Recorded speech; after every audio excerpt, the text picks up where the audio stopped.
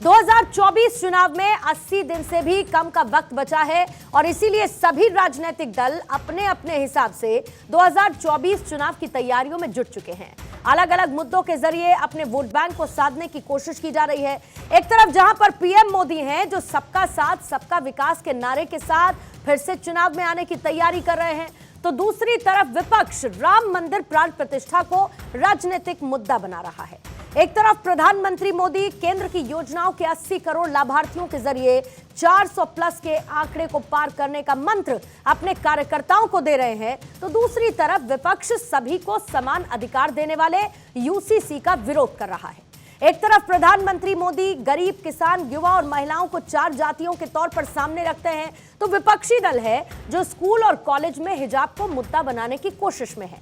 आगे बढ़ने से पहले आज सबसे पहले जो अहम 4 खबरें हैं उनका जिक्र कर लेते हैं।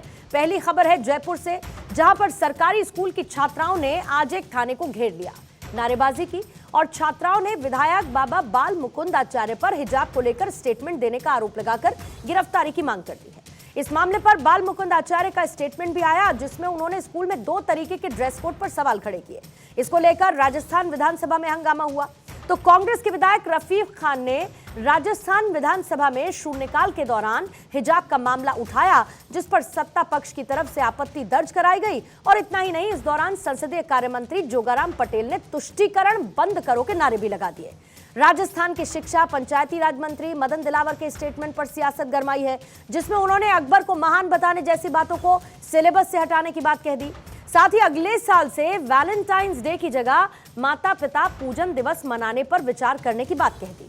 चौथी खबर उत्तराखंड से आई, जहां पर उत्तराखंड वक्फ बोर्ड के सिलेबस में मार्च में शुरू होने वाले नए सेशन से भगवान राम की कहानी को नए पाठ्यक्रम का हिस्सा बनाया जाए। और इस फैसले पर समाजवादी पार्टी ने धामी सरकार के खिलाफ मोर्चा खोल दिया है। मदरसे में श्रीराम को पढ़ाए जाने के सवाल पर सपा सांसद डॉक्टर एसटी हसन ने कड़ी आपत्ति व्यक्त कर दी है और उनका कहना है कि मदरसे मजहबी दीनी तालीम देते हैं, जिससे इस्लामी तालीम जिसमें शामिल है, और जबरदस्ती कोई भी तालीम थोपने की बात कहते हुए उन्होंने कहा है कि इसका विरोध कर दिया जाएगा। कुल मिलाकर ये आज की खबरें हैं जो एक तरफ जहां पर संतुष्टीकरण वर्सेस तुष्टीकरण की बात को स्टैब्लिश करती हैं।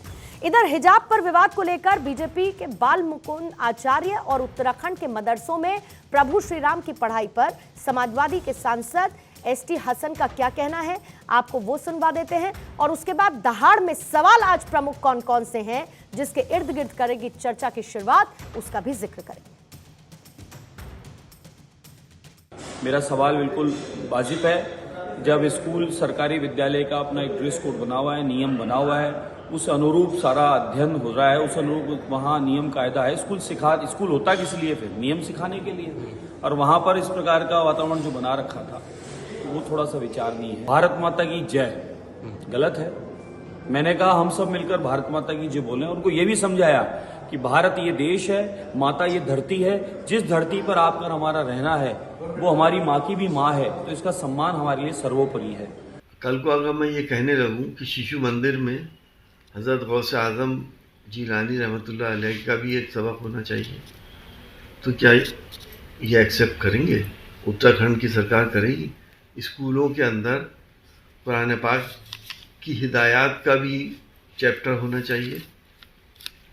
तो उत्तराखंड के जो मुख्यमंत्री हैं उनको आदत हो गई है कि कहाँ कंट्रोवर्सी पैदा करें, कहाँ हिंदू मुसलमान करें, और मुसलमानों की कहाँ दिल आज़ारी हो वो काम करें।